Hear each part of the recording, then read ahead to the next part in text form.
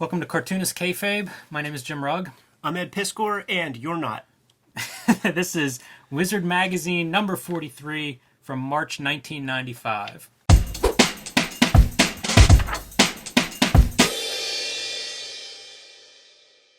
Yeah, who's the artist on this cover here? Scott Clark. Yes. Any thoughts on Scott Clark? I don't know his work, really. I knew him from Stormwatch. Would have been, I think, the first artist on Stormwatch.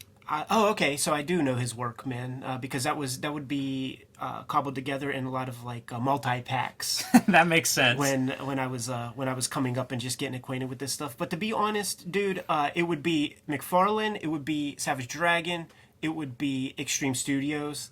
The Jim Lee stuff, the Mark Silvestri stuff, wasn't hitting for me. Yeah, and I'm not sure that these two were big hits for even Jim Lee and Silvestri. You know, I feel like Silvestri certainly came into his own image with Darkness and Witchblade. At this time, this is what they had. Like, he hung his hat on Ripclaw, and Warblade was like the kids in middle school with me. They were fucking with some Warblade. I was thinking of these characters because they're on the cover here, and it's sort of like they're Wolverines. Yeah. And I don't know that, like I said, I don't know that this is the direction that really... that they've gone in ultimately, but it's funny to see them at this stage. These ponytails just don't make you tough, man. Very much.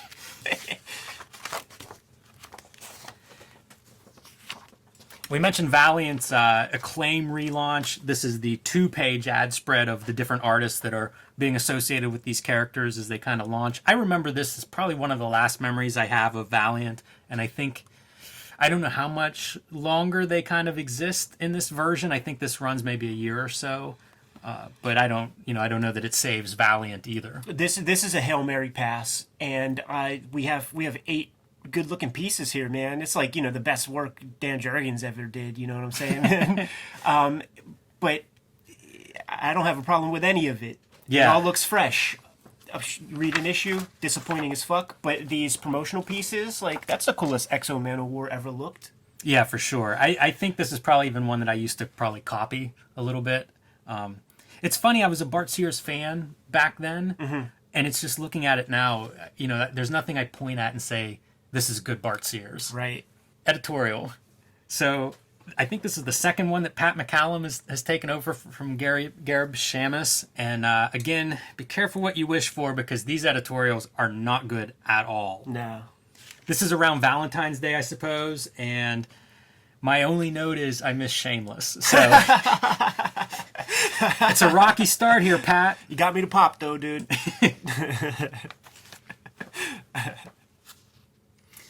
Magic Words, there's a letter early on from Joe Quesada. Yeah, it's a good piece. Yeah, and I think several issues ago, maybe 2 years ago, Iron Man's writer wrote a letter, and I said, that's pretty smart. This is a magazine that's read by a lot of people that are also buying the comics. Good way to get some promotion. So I got to tip my hat to Joe Quesada for the same thing here. He kind of jokes around and calls out McFarlane is sort of the basis of this letter, is saying that McFarlane's using ego just to, kind of promote his stuff, plug his comics or whatever, which, of course, that's what everybody's doing on every page of this. Yeah. But he kind of jokes around about it later in the letter. I think this is just Joe Quesada trying to get some shine on Event Comics. Totally, man. It's cutting a promo. And if you meet the Buddha, kill the Buddha. Like, you go for the top dog and try to get him to respond. And these letters pages were being used for such things, man. We had John Byrne respond a couple of times to things. We had Richard Peeney and Colleen Duran back and forth a couple of times. So, like, if you can stoke the fire with somebody more popular, then you got a good thing going. And that is why I will never respond to somebody who's not as famous as me. Yeah, I agree 100%, Ed. My notes are smart to put a letter in here and double smart to tag Todd McFarlane in it. 1,000,000%. Business savvy. We said it before. Ooh, what you're looking at here with this ad for Preacher, an impending series coming from Vertigo by Garth Ennis and Steve Dillon, is you're looking at the last monthly comic I fucking read. Yeah. I just reread Volume 1 of Preacher this week, and it's pretty cool to see that show up here. Yeah. I came to Preacher late. I was not reading it as a monthly until maybe the last 6 months of its run or something like that. I came on board. One of my friends was reading it and gave me a trade paperback when there were probably 6 volumes available. So I was not on board at this stage, but seeing the ad here, like it's a book I have very fond memories for. So seeing it pop up here was nice. You mentioned that you're out of Wizard at this point. You see the ad here.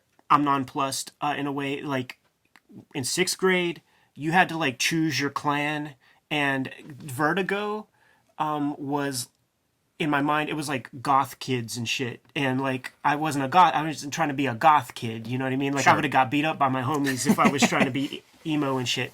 So I dismissed all Vertigo for those reasons growing up, man, because I'm like, I need tough shit. I need like Uzis and like shit, like I'm trying to be cool, you know? Yes. And relentlessly, Wizard would be promoting this over and over, and they wore me down to a nub.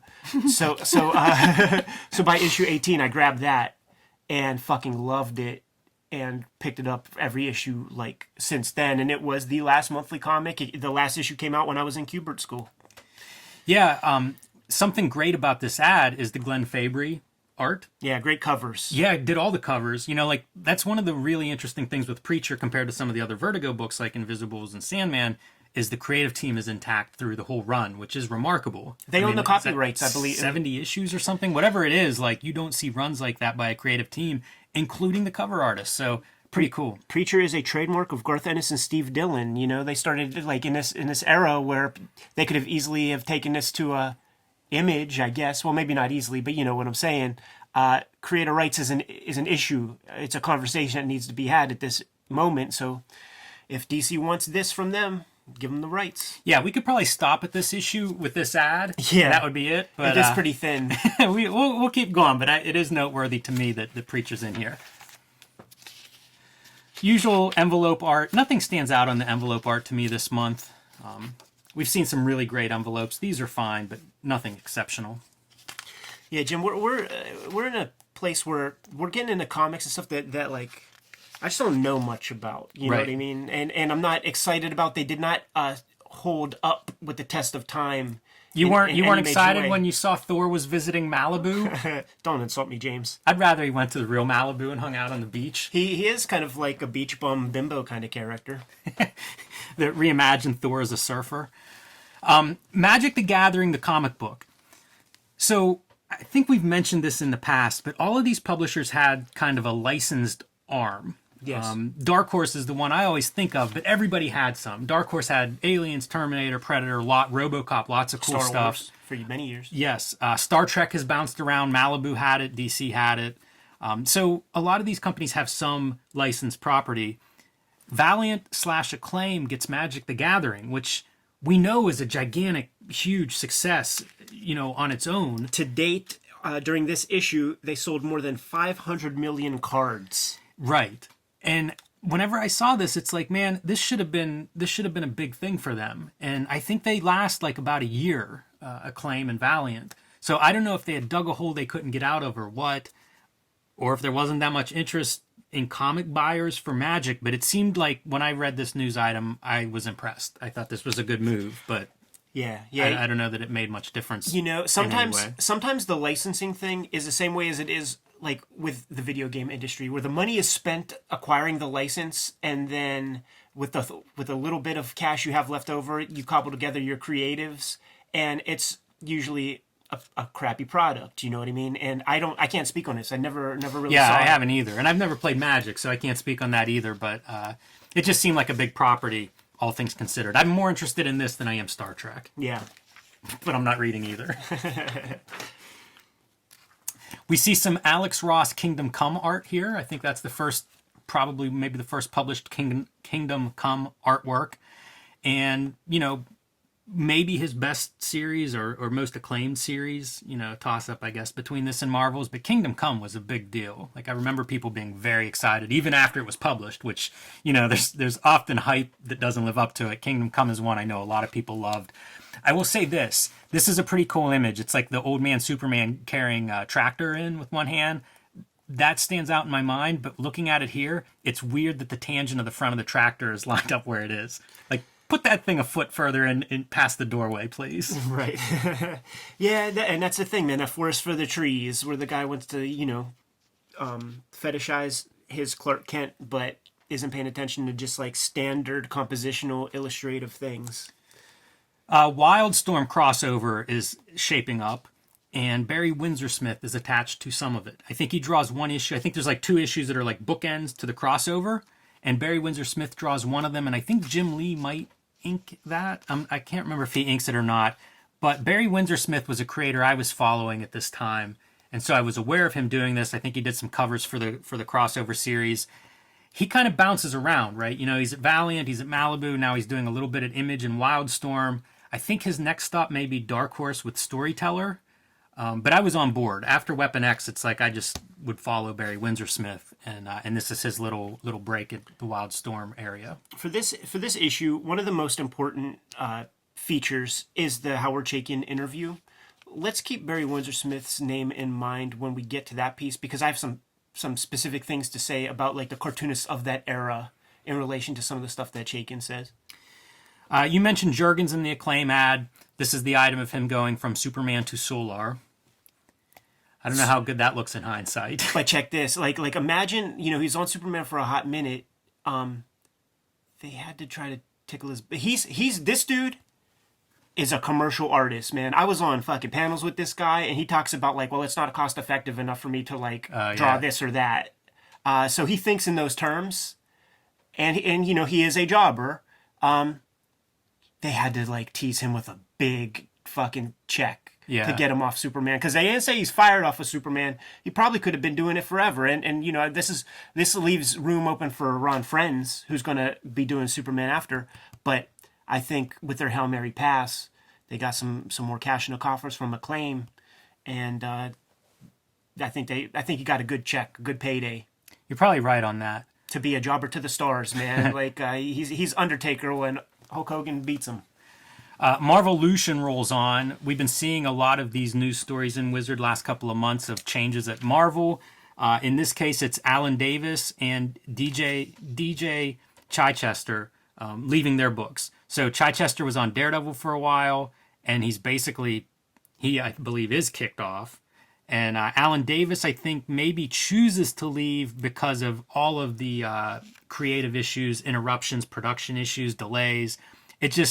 This article was very negative towards Marvel from these two creators and kind of how they were handled and their experience with Marvel at the end here. Yeah, Chichester spoke with Wizard earlier when they were talking about like the transformation of Daredevil, which in itself was also a Hail Mary pass to just try to like drum up some interest in that character, man. Long time since Frank Miller touched that character, and you know, like JR and Nocenti, maybe that was like the last big run that anybody gives a fuck about. So in an era when they were killing Supermans and breaking Batman's back, let's give Daredevil a new costume. And he mentioned in the piece that, like, you know, we're not selling that much, so if we sell another extra 100,000, we could you know, inject a little bit more blood into this character's veins. The story that's told here is that the editor was on vacation whenever this change happened. The group editor made this whole thing happen while the book editor was away. Corporate intrigue at Marvel Comics.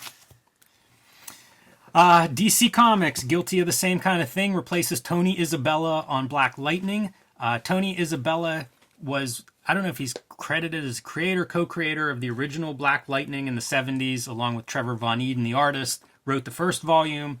This is a second volume of Black Lightning. He is writing, I think he wrote 10 or 12 issues with Eddie Newell, the artist, and then he is unceremoniously dumped. And it's funny because like both of these articles have quotes from the editors who are like, oh, we love this guy, you know, no complaints. What'd you get rid of him for then? I actually have some pages from this series, so I thought I would bring those, and always fun to kind of like check out original art. So these are pages from Eddie Newell, and this is Black Lightning Volume 2. I picked these up at the East Coast Comics. How long ago? Probably almost 10 years ago. Tony Isabella was there, and I got them from him. It was the East Coast Black Age of Comics convention in Philadelphia. Oh yeah, this is when Aphrodisiac was coming out, and you were making those moves, man. So this was a time. Yeah, I forgot about like how the writer would even get some pages. Like it would be like a third, and a third or something, or the inker got like the shortest end of the stick or something. Yeah, I have no idea how the split all works, but he had these there Very reasonable price, and I thought they were really nice looking. Yeah. Black Lightning is a comic that I've enjoyed over the years, so I picked those up. And I'm just amazed by like the ink and the detail on these, and they're great because they're lettered. These are pasted up, but these are lettered directly on the board. Yeah. But man, look at like the fine art. The line work and stuff is amazing to me because this is not a book that was celebrated for being an outstanding art book. But when I look at this, it's like, that's pretty nice to look at. Yeah, this Eddie Newell character is definitely a student of like Dennis Cowan, I would say. Yeah, I think that's a safe bet. And I think he did some work at Milestone Comics, which, Dennis Cowan had a big hand in that imprint. A lot of mood to these pages. Amazing amount of depth, too, with all those characters going back in this park scene. Yeah, So- good luck trying to do this on a monthly basis, man. My hat's off to the dude. Yeah, I think he did a year run on this one, and I think that's about how long the book lasted in general. But And by the way, like that art looks beautiful. Destroyed by the color. Destroyed by the color, and probably reproduction did it no favors. Right. Because, it's printed on uncoated paper at the time, so you have that incredible amount of line detail, and then whenever you put it on uncoated paper, it is bleeding in every direction imaginable. Artist dies in auto accident. This is Peter Ledger, a color artist. Yeah. I pulled a couple of pieces of his. He is not a name that I recognized until I started reading his credits. And so a couple of books that he's known for that they list are Warriors of the Shadow Realm. Several years ago, I remember asking Joe Jusko and Ron Friends about John Buscema. They're huge John Buscema fans, and I was at dinner with those guys, so we're talking about John Buscema. This is the book they both were like, this is the best John Buscema work. So this is colored by Peter Ledger, and they talk about him being a very, like what he was doing color-wise, nobody else was doing. Groundbreaking, I think, is the way they describe him. So I thought it'd be worth flipping through for John Buscema's greatest work, according to very big John Buscema fans. Jim, this is always my nightmare, man, because like we'll travel great distances to go to comic conventions and stuff, and I never feel in danger, but I am nervous about like just our homies. Like other people are driving far distances, and there's a law of averages and shit like that, and it has actually happened to us one time coming back from Mocha one year where there was a death from somebody. It was that Byron Price. Oh yes, Guy. I remember that. Died in a car wreck on going home from the convention. So and this isn't what happened to him, but I do worry about that whenever we have so many cons and stuff. I was surprised when I got hold of this because it was recommended to me as like John Buscema's best work. It's so atypical for John Buscema. I think of like barbarians and muscles, and this is totally like elves and fantasy, which he did a lot of fantasy with Conan, but it was still like a big muscle-bound barbarian. And you just don't see that in these characters. So I was kind of surprised, and I have a feeling that the color is one of the things they responded to.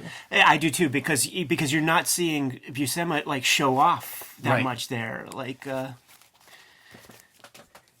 very interesting. The other book that is also mentioned is Uncle Scrooge's Life and Times. Oh, so he colored this too? He did color this, and this is Carl Barks' Uncle Scrooge stories, recolored, and George Lucas, I guess, had a huge hand in this. I don't know if he underwrote it or what, but like he does intros to it. He's listed in this article as being, responsible for this project, and you can see it's the same deal. It's painted art, so I think that's the breakthrough in the novelty. Some of this stuff's okay. I hate these backgrounds. I don't like this color at all. When Fantagraphics started reprinting the Carl Barks, to me, that's one of the best color jobs of any reprint I've ever seen. Shouts to Rich Tommaso. Yeah. But this is a noteworthy book because, as you can see, it's substantial. Like, this is a book that you could buy. Disney put some money behind this, and this would have been one of those books that you could find outside of typical comic book channels. And, it is Carl Barks, and I'm sure it's the Carl Barks that a certain generation saw, because of the ubiquitousness of this volume. This is one that my aunt actually recommended to me whenever she learned that I was into comics. So, kind of speaks to, again, we all know the virtue of Carl Barks and his storytelling. I think that spoke to a lot of people who maybe brushed against comics and then found these stories to be the memorable ones. So I always remember my aunt recommending this book 30 years ago or something. DC Garner's Design Awards. This is great. I was shocked to see this. Print Magazine, one of the graphic design magazines that I actually think may have ceased publication last year. I'm not positive about that. But they have covered comics off and on in their history. mainly focused on design. And DC gets a bunch of credit for various comic book covers that they produced this past year. And those include Sandman Mystery Theater, Batman Houdini, Skin Graft, Death, The High Cost of Living. So kind of interesting. Yeah, it's the people. It's Dave McKean, it's Rich Bruning, Curtis King, art director. So these are the guys who are making these steps, and it is interesting because it's the rising beyond just the average, comic book cover with their efforts. I remember a long time ago there would be Harvey Kurtzman stuff when he was trying to figure out what to do after Mad, and he was talking with Marvel, and he was in an argument with them and ultimately didn't do anything with them because he just didn't want the company logo on the cover. He said, point to any magazine on the rack and you don't see Very Condé true. Nast on the cover of a million magazines. Like, let's play around with things here. So to do anything that deviated from the norm would be a conversation with these publishers and shit. So props to these dudes for pushing boundaries. Opening It's a up good the world. point. Vertigo, new senior editor Stuart Moore. I mentioned him. We just talked about Preacher, and that's one of the books that he would be taking on. So that's the one that stands out to me. Some of his other titles include Witchcraft, Vamps, Jonah Hex, which we've talked about with Tim Truman, Swamp Thing, Hellblazer, Books of Magic, Invisibles. But Preacher's the one that personally I enjoyed probably out of that list. Yeah, and the first time that I ever saw the name Axel Alonso was as like a regular editor of Preacher. So Oh, interesting. Yeah, he was a big Vertigo guy for a while. yeah. Shooter on Broadway. So we've seen Jim Shooter come and go and come and go and come and go, and he's coming again. Editor-in-chief at Valiant whenever we started our coverage of Wizard Magazine, spent, 10 years or so as editor-in-chief at Marvel in the late 70s and into the 80s. The last company he had was Defiant, which lasted a year and a couple of months. And now he's got money again to start Broadway comics. An offshoot of Broadway Video, Lorne Michaels is getting into the comic book game, dude. I don't know what to say, man. We'll see a few Broadway titles published, and it's kind of diminishing returns with each of these new startups that Jim Shooter gets involved with. I don't know how he hooked up with Broadway. It's odd. Got a sharp tongue, man. I guess so. I wish we would have seen more of Lorne Michaels' influence or ideas for comics or something. Who knows if he even knew this was happening? It's Right. probably a big production company, and this is a small little piece of it. Yeah, but diversifying his portfolio. I see you're about to turn the page, but I think, this is Boneyard Press news that we probably never knew about, man. That publisher Hart D. Fisher hooked up with Danzig, man. He's going to be the managing editor of Verotic's forthcoming publications. Yeah, I couldn't find an exact duration for that, but I think it's about a year and a half, something like that he works as an editor there. Up and coming, I don't know if this is a new ongoing column or what, but they're highlighting Mike Mahu. At this point, he's drawing some Zorro comics. I'm not familiar with him, but I did a quick Google search, and he has been an active cartoonist ever since and has done some high-profile stuff. X-Men, Star Wars, Spawn, some creator-owned stuff, something called Savage. So I guess they're right in up and coming because he does have a career that continues to this day. Yeah, good for him because I have some of this Zorro work and this ain't it. And you could just even tell, like, when the cartoonists in the post-Jim Lee era were using these, like, hatch lines that are fucking meaningless, even when I was 12 years old, I knew that this was bullshit. Like, it's like a plastic horse, and it's the same texture there as on his cape. It defeats the whole purpose of, like, inking. That was the whole thing with me. These cross-hatching things that just did not define texture in any way. Like, that doesn't make sense for fur or flesh or whatever. It's stupid. But it's this post-Jim Lee thing that he was able to create a logic to, but everybody else can't. Yeah, and this is the early days of digital coloring, too, which is going to add further tension between this cross-hatching drawing style and the coloring. Let's show more examples. Turn the page. Reaching for the Stars. This is a James Robinson profile who was doing a lot of stuff at the time. Continues to write comics to this day. The big thing that he's, I think, known for is Starman, but has done tons of work. Yeah, Golden Age would be one that, like, old people would tell you about too, man. Jim, it's been a long time since we've done this, man, but this is a pretty slight issue. Let's have a little fun. You were putting together a supercard, Jim. Where would James Robinson be on your list, man? First match? Dark No, match to bring into the show? He's probably about third match in. Okay, cool. He's not going before intermission. I learned on Arnie Anderson's podcast that's an important one because that's where people are then going to go in intermission and buy merch. So you want to send them to the merch stand feeling good. I see. I'm not putting James Robinson in that spot. To be fair to him, I know people love Starman. I have not read a lot of his comics, and like I said, he has a very lengthy list going from Terminator, which he did stuff with Matt Wagner and Paul Gulacy. Golden Age you mentioned with Paul Smith. I think he would later do a creator-owned book with Paul Smith, Leave It to Chance. Is that James Robinson? I know Paul Smith draws that.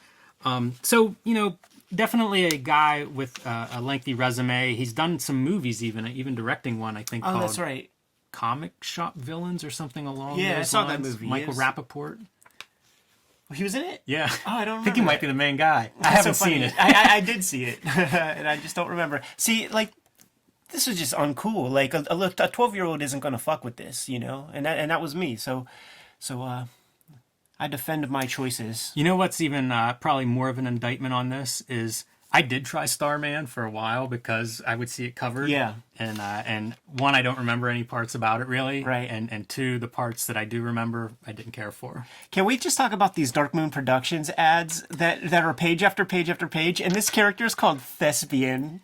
I'm glad you bring this up, Ed. This is the craziest ads that we've seen, I think. And they've been through the last couple of issues, but it's so shitty. First exciting issue, could we make that less exciting? That is the most boring thing. Wow.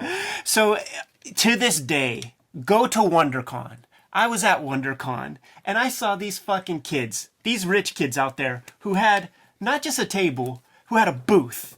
And they had a big fucking foam castle to promote their shitty, garbage, nothing comic book. And I think that's what we're dealing with here, man. I think you're right. It's rich kids. It looks so bad. It looks so bad. Like, this character's... Oh, man. Thespian. It's like a terrible... So what, he acts like a superhero? They looked in the fucking thesaurus. I remember Wizard, there was a thing where they were making fun of like names of characters where, everybody's coming out with creator-owned characters. It's hard to think of new names and stuff. And they were making fun of it. And this to me is the poster child of like, just trying to come up with a name. And even the tagline has nothing to do with being a thespian. Giant trademark. Like, I wonder how many names they went through before they were able to find one to trademark. and who thought that you could like fucking trademark the name thespian? Yeah. Where mysterious evil finds reality. Mysterious evil. So even the writer can't write. Yeah. Good call. Oh boy. That said, this Dark Moon thing, this ad is kind of iconic to me. You know what? I've seen this image a million times. Dark Moon also. I do like this one a lot, but it's the same kind of like terrible, not exciting at all treatment. Yeah. But this image, like, I don't know how it's going to work in Wizard, but you're going to see this in like the price guides and shit. Like this image is going to be reprinted a million times, like throughout like forthcoming issues. So it's kind of burnt into my mind. It's so bad in so many ways. I do like this image, but like they just got like such a disaster. It's like the built-in fonts with Adobe Photoshop 2.0 or something. Yeah, there's early digital things going on there, but I don't know if they're good. Just because you can doesn't mean that you should. One last note on Robinson. He's doing a bunch of Wildcats work. He was supposed to do like a Wildcats year one that would have been what happened before Wildcats issue 1. I don't think that ever comes out, but he does write a bunch of Wildcats comics. A big run with Travis Charest, and I think it splits with Alan Moore. I think like they're going back and forth where there's like a home Wildcats team and one in outer space or something. I just wanted to do one more Dark Moon thing because they can't even spell innovators correctly. Well, they've misspelled it in every ad they've run, and I always mean to point it out. I wonder if that's a trademark thing too, where like if you want to trademark innovators, this is how you got to spell it because either you can't trademark the other one or someone else has it. Also, definitely using built-in Windows computer fonts with this logo there for sure. Continuing with their excitement. Oh, but see, they use a Times New Roman for that one. These are rough. Man, they're rough. Let's get into trademarking our creations, Jim. I have very little to add to this. I would say if you're out there as a creator and you're interested in this, talk to a lawyer. It is expensive. It's a little more expensive to trademark than what this article suggests. I think they may start at like $35 in this article. I think it's about $700. The copyright stuff, registering with copyrights is cheap. And Copyright's totally different than a trademark. Right. But they do say that it gets a little expensive there. Here's what I'll say. As a cartoonist who goes to conventions and meets a lot of people and meets a lot of enterprising, newish people on the scene who are spinning wheels and trying to figure out like where to begin. Fuck this. Make something. When you come at me and you ask me these questions about trademarking and all of that, what I think you're asking me is for me to give you a very long, convoluted explanation so that you have an easy out to not make something. I will never see you again at the convention next year with your comic because you're asking the wrong questions. Just make the fucking comic. They should have gotten one of the fan artists, like the envelope artist dudes, to draw these, I think. Maybe is that Peter David drew this? I don't know. Yeah, it's not very It's very good. weird illustration. Like, it's like color pencil for the pants and stuff. I don't hate it, but it's unusual. It certainly doesn't look like the rest of the magazine.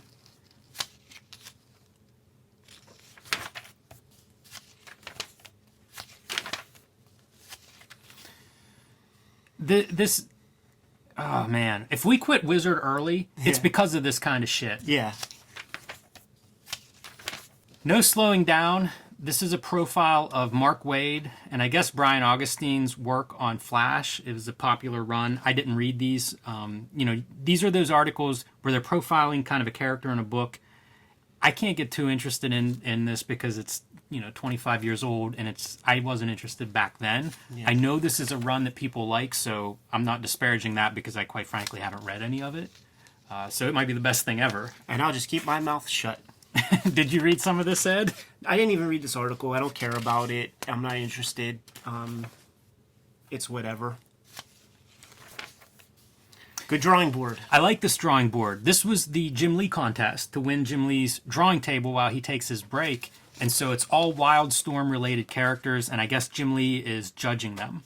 Everybody's shown improved, man. Look, with the stuff that we see here, dude, because there ain't one of these that looks uncool. There's some really strong examples. Like, I'd be surprised if some of these guys didn't get a second look by Wildstorm to maybe do some work.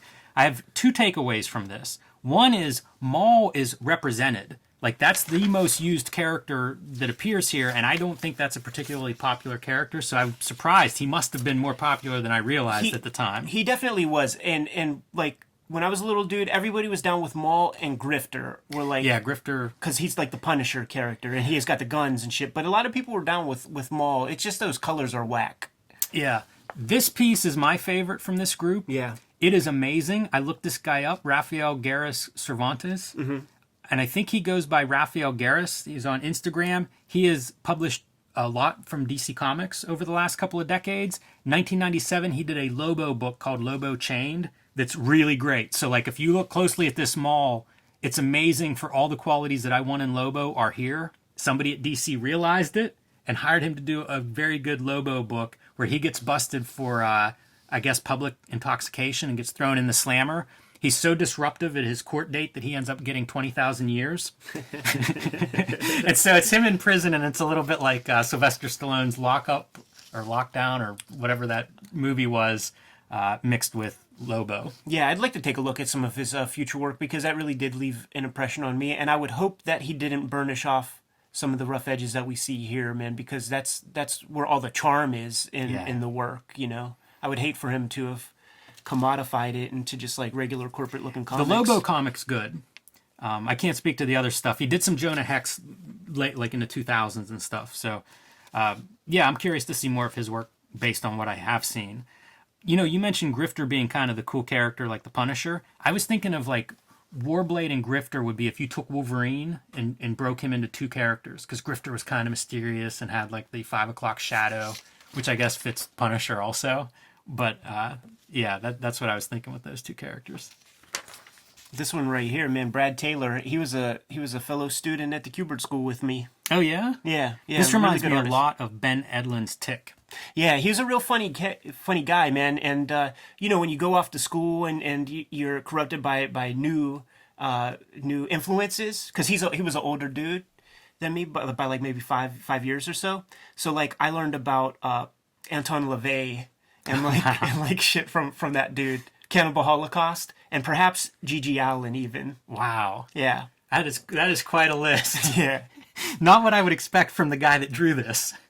Yeah, like if he was able to, like, with all the crazy stuff he was into, and also he's the guy who and I can't believe I didn't realize this when I was young, but I had, my 8-Ball comics and shit, and he was like, oh, is that the same guy who did Ugly Family? And I'm like, he's definitely the same guy. How did I not, like, put two and two together? Like, as soon as he said it, I'm like, yes, he is.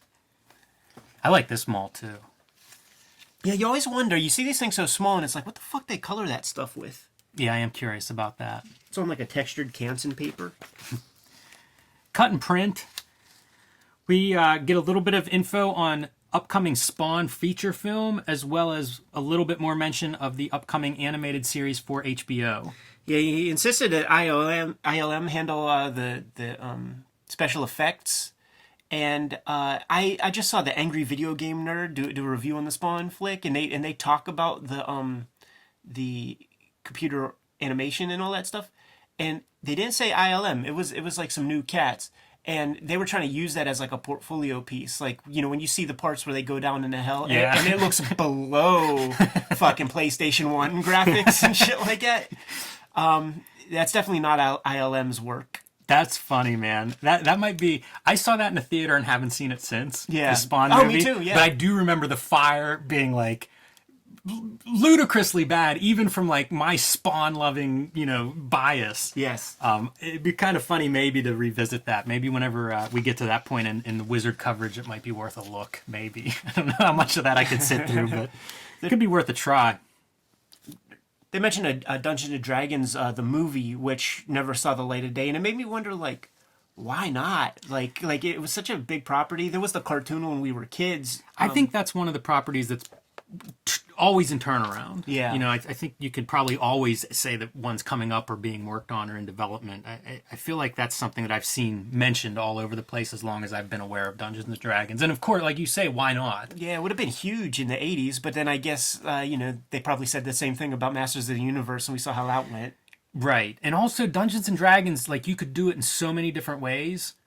I wonder if it's one of those things where you get a couple of chefs in the kitchen and it's Yeah. impossible to make it work because there's so many directions you could go with it and it could be huge budget wise, which again, the more money there is, the more chefs show up and want to handle the ingredients. So it could just be too many masters and what are you going to do? They mentioned after the Spawn stuff is just how much every Image thing is in development, it feels like at this point. Many of them never come to pass. I think Wildcats and Savage Dragon maybe kill that enthusiasm because they aren't very successful or something.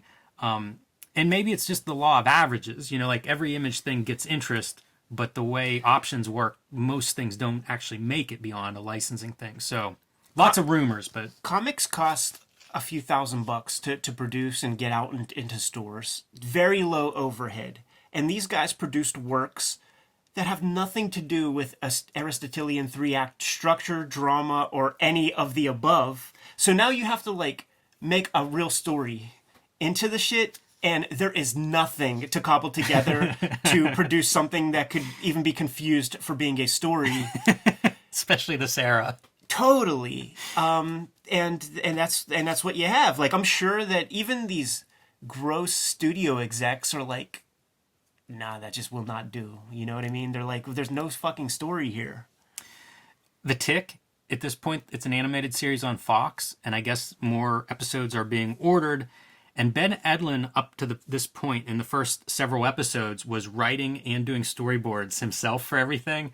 It's just too slow. So more people are coming on, and one of the guys that comes on for storyboards that's mentioned here is Mike Ploog, who, we know from comic books, has certainly done some comics, but I think has also done a lot of concept art or storyboards. Yeah, did some work through Bakshi and shit over the years, man. I know he did some cool designs on like Cool World and stuff like that. First, nice big mention of Ben Edlund. I would have rather there have been a feature on him than some of those other features we did, but they sort of did. This guy did the best he could with the space he was given. Man, I think he did more than the best. Like, it's exceptional. Like the Tick to me is a really. I'm just talking right. about the article, the coverage here in Wizard. Yeah, Edlund is one of those super interesting cartoonists to me because of how faithfully the Tick has been translated to other media. It was a great comic to start with, but then he's very hands-on, and I don't know about the live-action TV shows. A couple have been produced, but like this cartoon was really well done, and it makes sense to me that he was writing and doing storyboards and really putting his imprint on it. I didn't know that before this, so that makes a lot of sense to me because the Tick is pretty unique sensibility-wise. It would be hard for someone to translate that, so it makes sense that he was involved. Let's do episodes on it, man. Like, he did 12 issues. Like, you could read all 12 in an hour and a half, 2 hours. It's a great series. They're all very strong, and there's a lot to say about it, man. Like this Tick property was had a cult following the day it came out, and he said, he did just 12 issues, but it didn't matter because they would just steadily reproduce. I have trade paperbacks, and those trade paperbacks are in multiple editions, and the individual issues would be reprinted 5, 6, 10 times. Yeah, it's definitely one to look into. I'm a fan as well.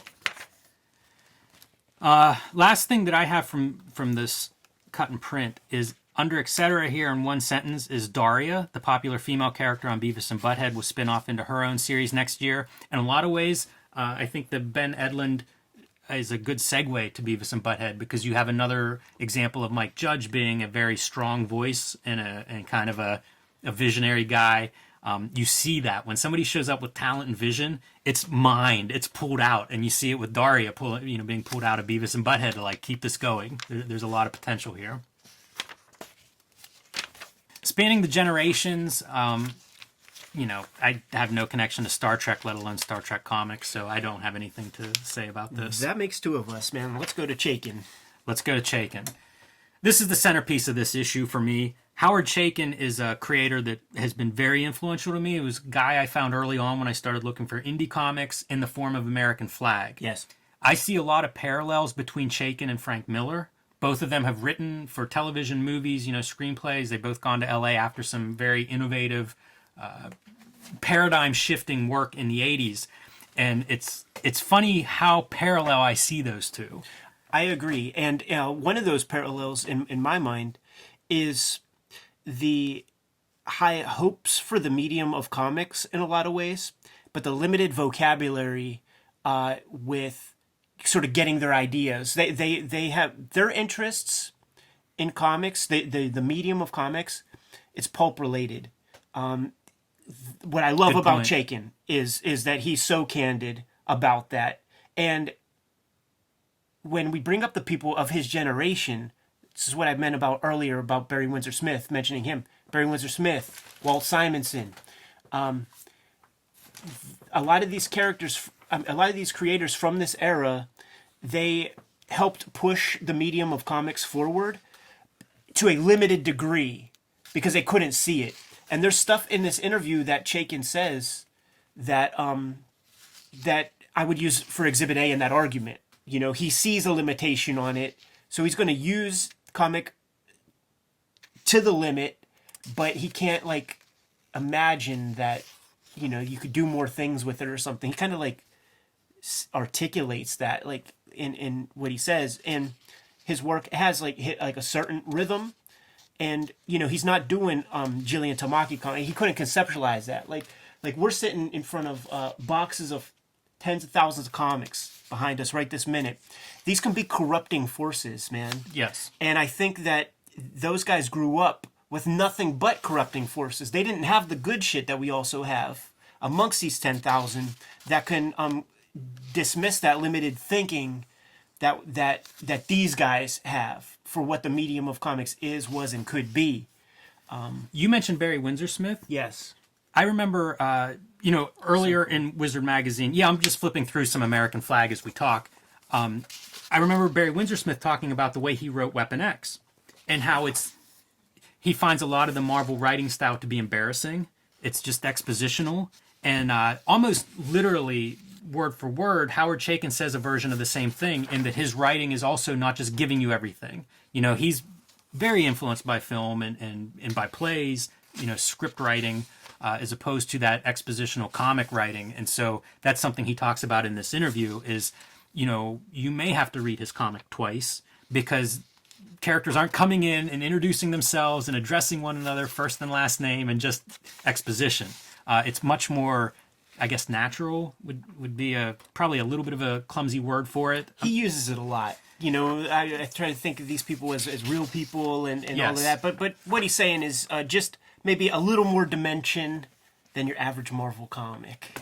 Yeah. So the main works that they talk about in this is American Flagg. This started, I think, in 1983. It was a creator-owned work, first comics. It's innovative in every way. Everything I have said up to this point is innovative because it was taking advantage of the direct market. It was early color comics that weren't Marvel and DC. It was creator-owned.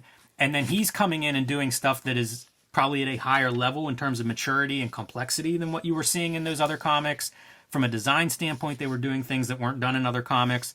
He talks about he reads like 20 magazines a week or something. He's very well read and conscious of say, let's say, global politics, contemporary times, and that influences his work. So like one of the things American Flagg was set in the future, Soviet Union had collapsed. This is 6 years or so before the Soviet Union collapses.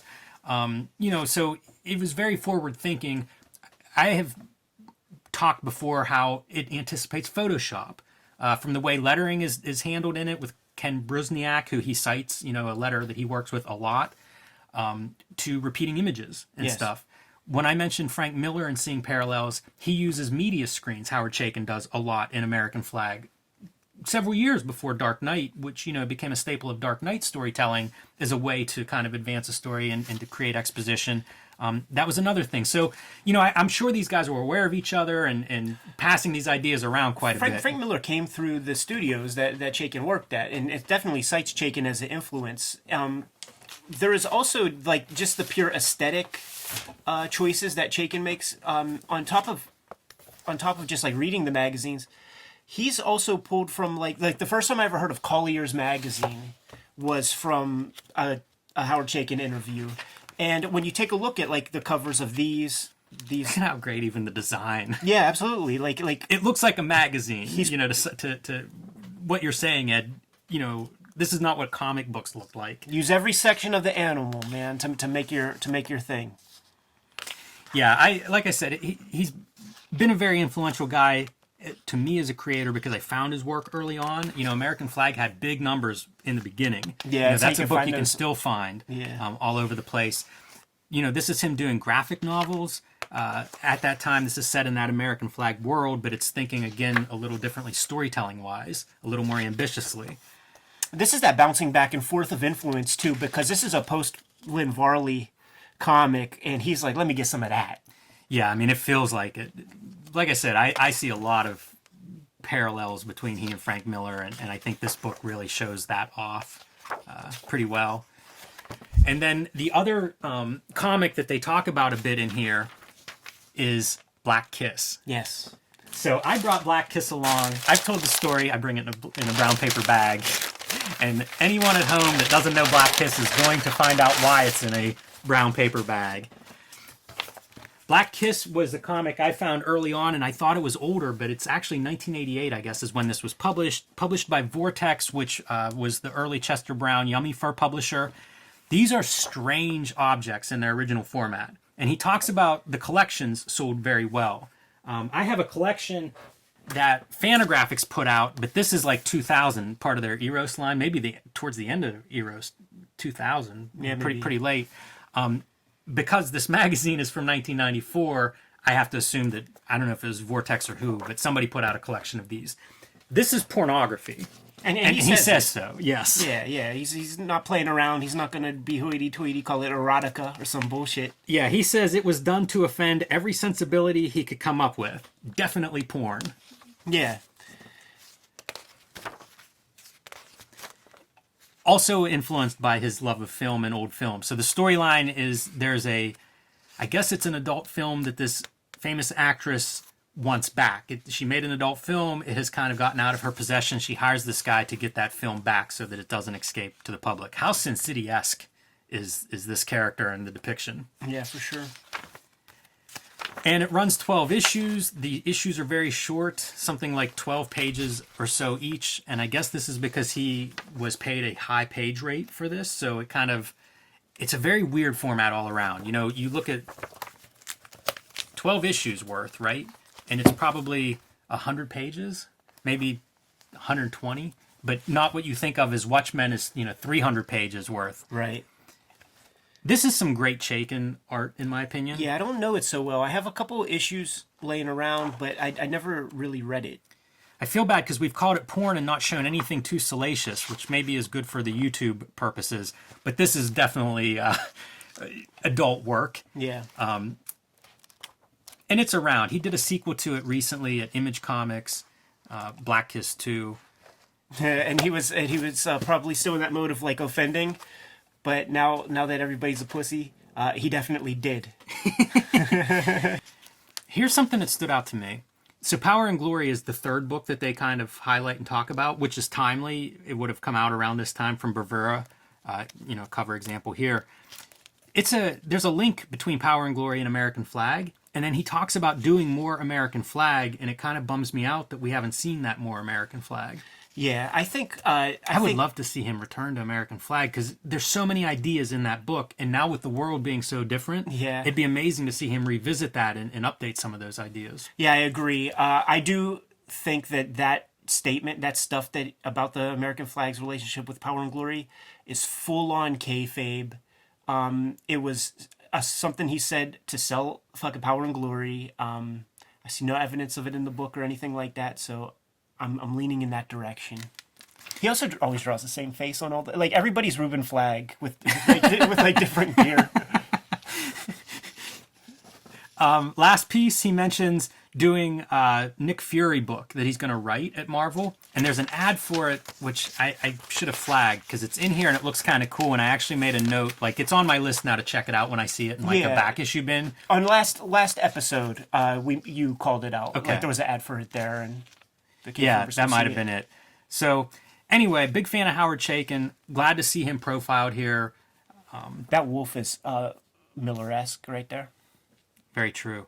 Although, like from 300. It does get hard for me to think of like what's coming first in some of these pieces. Yeah. Because it does feel like they are just like stepping on each other and borrowing and probably looking at some of the same stuff. You mentioned pulps. Chaykin's a huge like illustration historian and fan of illustration, and it definitely informs his work. And I think probably Miller has some of that going on too. So exciting creator. I think he's still an exciting creator, and glad to see him get some coverage in Wizard. The Homemade Heroes stuff, they're all scene-based this issue. I don't know if that's noteworthy or not, but it's a little bit more involved, and it's come a long way from the out-of-focus single character with a giant blank background or a poor background. And the scene-based thing has come a long way since this, man. Shouts to Punker Mike, who if you go to his Instagram, like, he builds whole dioramas and stuff that like have distressing on the brick walls and stuff. It's really amazing. Far more than a cardboard box with some lines to indicate the brick wall. What about a Hulk playing basketball? And that's so cheap too, because like there was that little thing that you could get, man, where it was like you tap the thing and knock the basketball up, and this thing will move back and forth. Like, I had that same toy. This is the best one of the group, the Jaws with the blood effect. So silly. It's a waste of paper. Palmer's Picks. Mazzecchelli, Born Again. Reference to the Daredevil storyline, Born Again, that David Mazzecchelli did. Mazzecchelli, one of, in my mind, maybe the best superhero cartoonist. He did Daredevil Born Again with Frank Miller, then he did Batman Year One with Frank Miller. Batman Year One's extraordinary, I think, from a drawing standpoint. After that, he makes a hard left and goes off and starts doing what would be known as alternative comics and self-publishing them in the form of Rubber Blanket.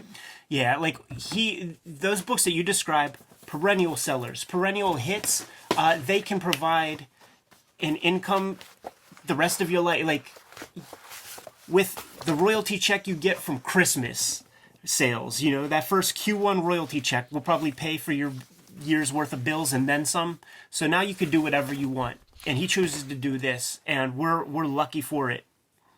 Signed copy from... Now you just stunt me.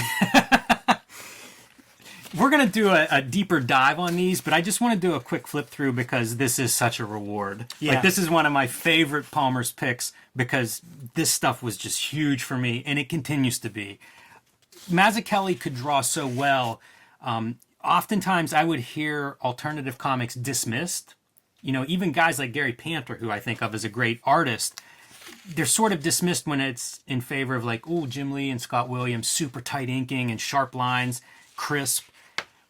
We knew Mazzecchelli could do that. You know, he was as good a figure artist as came through Marvel and DC. So whenever he starts drawing in a rougher style or, you know, a very different style than what we were used to, it was by choice. You know, we knew this was a conscious decision. And then I had to start thinking, like, what does he mean by drawing like this?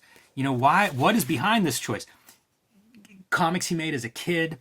These are amazing. One of the things that this Palmer's Picks talks about is the production of these, which if you look closely, it's two color. You can't always tell very well because it's very subtle on some of these pages. But they talk a lot about the two color process. You could tell real well in this stuff in issue 2. Yeah, great example. And one of Mazzecchelli things that he says is, you know, with the two colors, there's a lot you can do. You can do one color, you could do two colors, or you could have them overprint, which is what this dark color is, and create a third color. One of the great examples of that to me is Heavy Liquid by Paul Pope that Vertigo published, where it was a pink and blue that combined for a purple. CCS would teach color this way because they had a screen printing lab in-house, and the idea was, you know, a more limited palette, but it also makes you think about color in a more conscious way than, say, Photoshop with millions of colors. And I think it's a very viable way to go, and I wonder how much of an influence Mazzecchelli and what he was doing and talking about and thinking about at this stage may have had on that development and that choice. He cited in our amazing freaking Comics Journal issue that we did with the Mcfarlane interview. He's interviewed in there, talks about the stuff, and one of his big influences was Raw, you know. Yes. And Francoise Molly, man, she is deep in the print game and milking a offset print machine for like all it's worth. So, and even that is like almost like Bob Securiac type energy. Amazing stuff. One of his, probably the most famous story out of Rubber Blanket is Big Man. Yeah. You know, it's kind of considered a Hulk-like story. It's pretty different, but... That's the thing. Like you read Rubber Blankets and even Asterios Polyp, you don't hear other cartoons talking about like the greatest writing ever or anything like that. It's production based. It's art based. It's rhythm and storytelling, like in terms of like flow and panel to panel transition.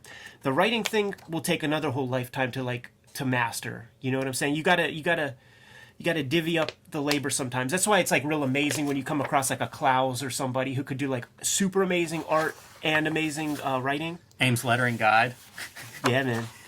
And he said, you know, this is self-published. Why? Because what I said about what he said about the stuff at Marvel DC, you got to be the last guy with your hands on the thing, right? So if you're self-publishing, you are the last person. It's all on you. If something's out of whack, it's your fault. And he chose the exact paper. It's not standard toilet paper that comics of the day were printed on. Beautiful kind of cardstock covers. Can you pull that last issue up?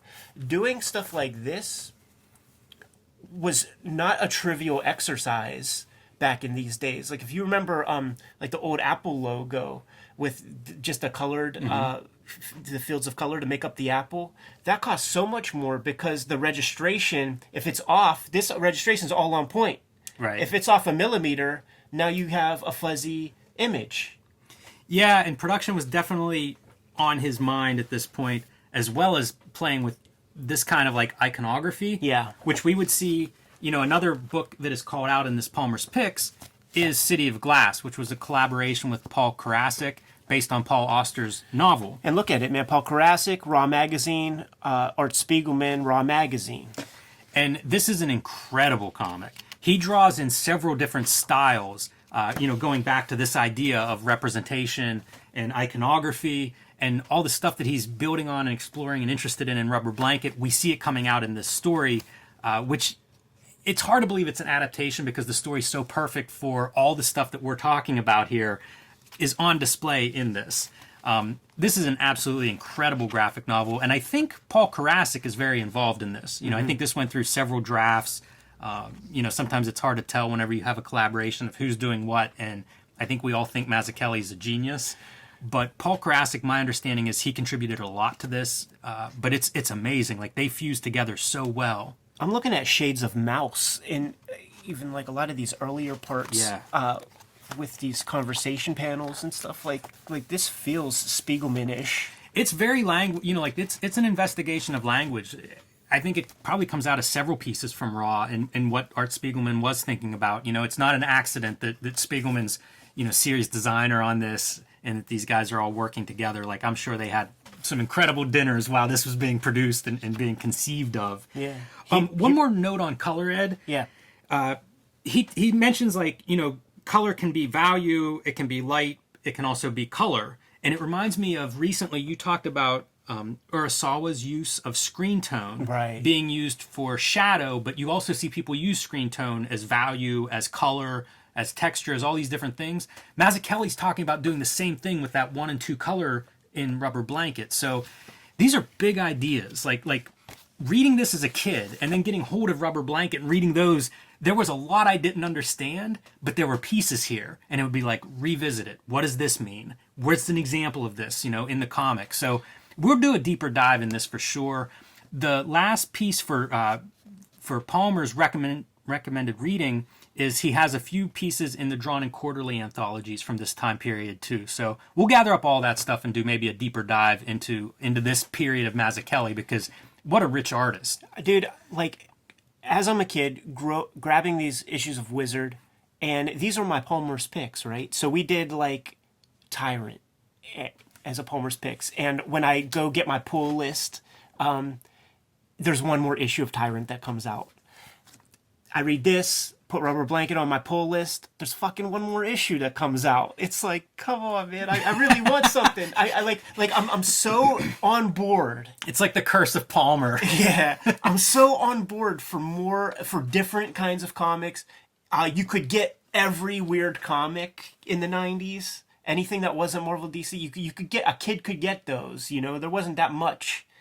But there was just one more to get, and these were long gone. I had to get issue 1 way later, and I'd never have seen a fucking issue 2, except with you right here. Issue 2, I got out of the Heroes warehouse after 1 year at Heroes Con, so knock on wood for that. But yeah, we'll get into it some more. And the last thought I had on what he's saying with color and doing this 1 and 2 colors and blending them together is I think we see some of that in Risograph today. Yeah, sure. Like a Lolly Westwind or somebody who's really, playing with the color in a way that's not just cheap photocopy, but actually let's put 2 colors together and get that third color that means something or looks good graphically.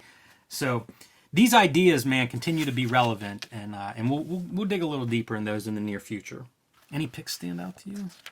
No. With the Lady Death, I would always get disappointed because it would say Lady Death #1, but on the back cover, real small, it would say what the miniseries was and shit. That was kind of jive. Prophet Volume 2 #1, Prophet's being relaunched. This artwork is from a crossover with Bloodstrike. There was an issue that was in the first volume, Platt drew, and then an issue in Bloodstrike that I think Carl Allstatter drew. It is one of the most brutal, superhero fistfight crossovers I've ever seen in my life. I don't know why they're, I guess they probably don't have art ready, for the new launch. But this crossover, worth seeking out because it is, they fight in sewers and they're throwing pipes through each other and stuff. A lot of impalements, that's what I remember. Very, very violent, and also, a lot of steroid abuse. Also, so hard to tell what anything is, man. You have to like do a lot of heavy lifting, man, to notice like, oh, that's pipes, and is that a leg? Oh no, that's an arm. No, it's a leg. No, it's an arm. It feels like a lot of the superhero movie fight scene editing of today. It's true, like where it just is kind of like there's no point of focus on No the screen, continuity. and it's all over the place. It's dark. Yes. And that computer coloring, man, poor bastard had a lot of work ahead of him. Preacher 1, we already singled out. Sin City, Big Fat Kill, to give you a snapshot of the time period. It's kind of bleak though, and it's bad. This is about when I check out, and going back through here, it's weird how the market seems to have contracted over the last year or so, but also the quality of the books, like the interesting books, seem to have dried up as well. Yeah, this is the era. This is the year where I had like my greatest Christmas, and I got the Big Fat Kill trade paperback. I guess Silent Night will come out this year too.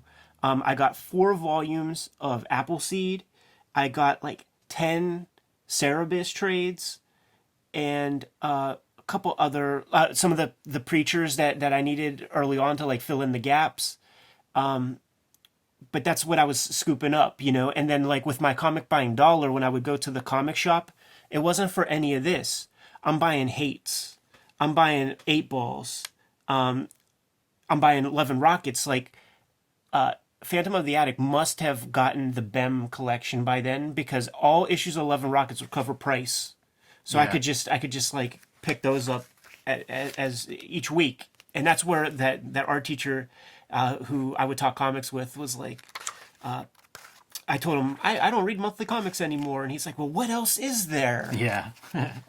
Ego, Confessions of a Comic Book Junkie. This is Todd Mcfarlane talking about his comic collecting history. He starts whenever he's 17. I guess he had read some comics up to that point, but wasn't really an avid reader. He was much more into sports cards. And something inspires him to buy some comics, and he gets in a deep way where he's buying almost everything, at least everything Marvel. He says he's a classic Marvel zombie after a couple days of comics consumption. And he goes through and just lists off some various titles from this time period. This is early 1978, to give you a reference point.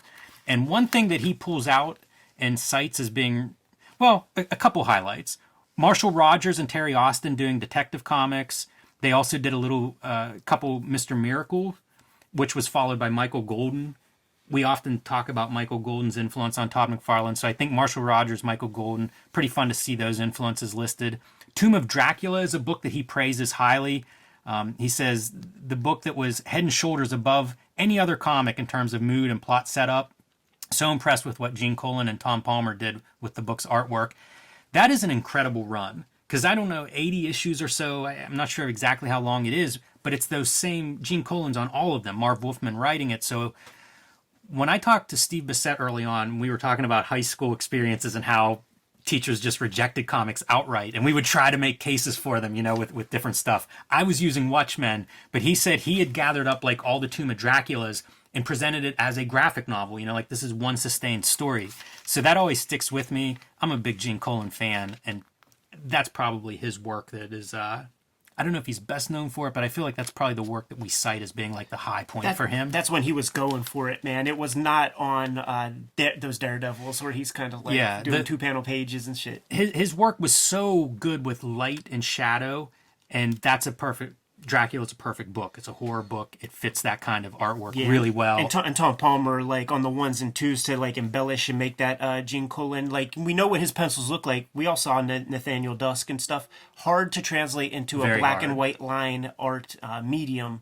Tom Palmer was up for the task, man. I once talked to Kevin Nolan about that. And Gene Colan pencils, they were sort of the impossible pencils. Yeah. You had to interpret smudgy grays is what we're talking about. No crosshatch grays for the inker, just like a lot of... Palmer was great for that. The other guy that I think he was the best inker on is Neil Adams.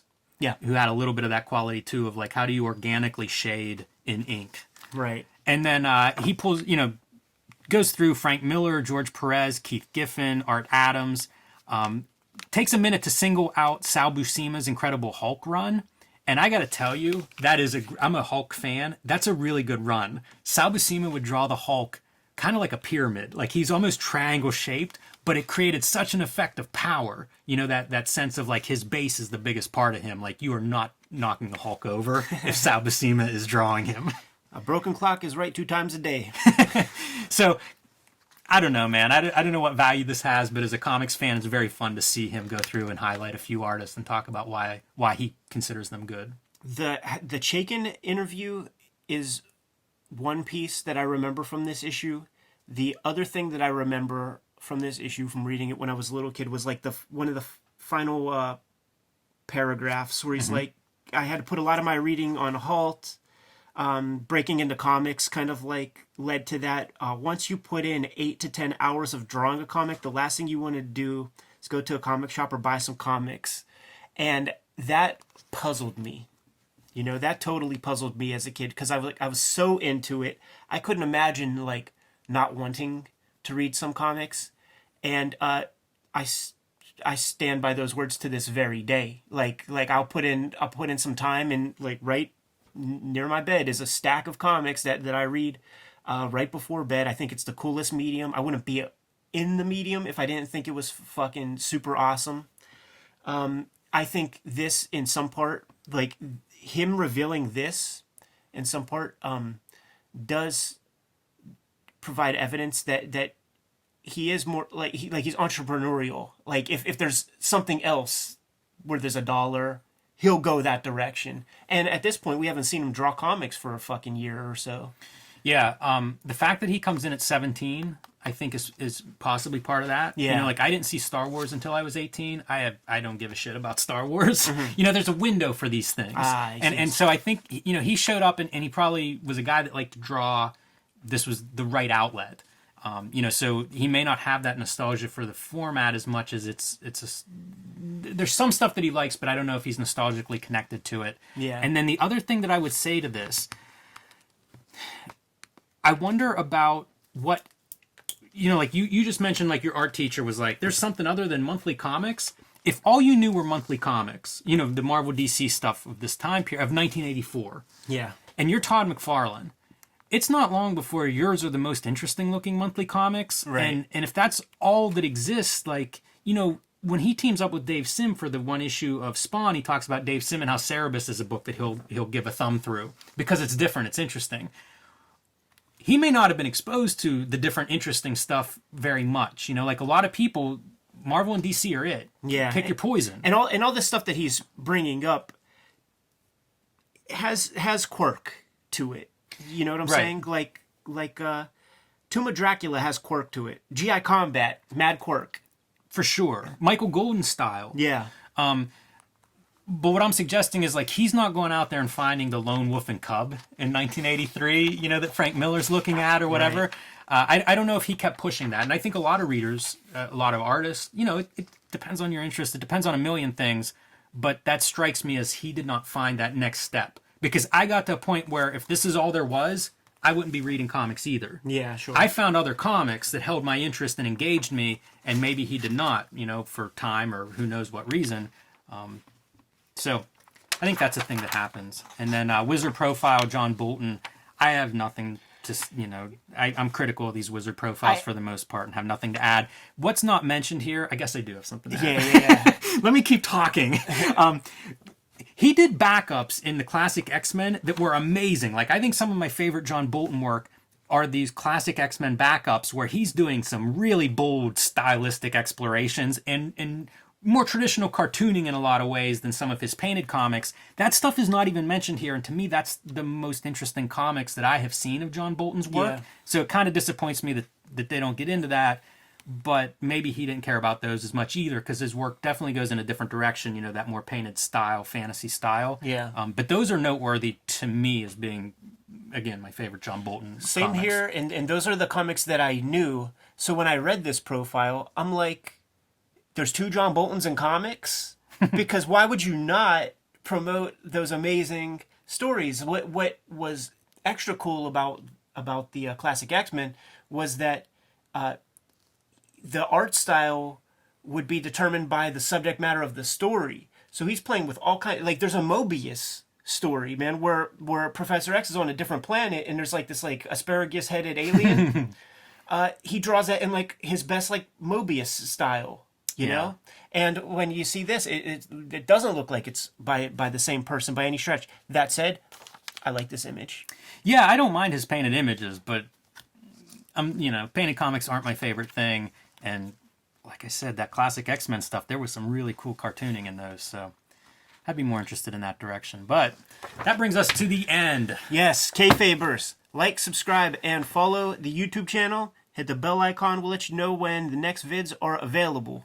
You can find Cartoonist Kayfabe merch and t-shirts at the links below this video. Jim, we got more work to do, man. Give them the marching orders and we'll bounce. Read more comics.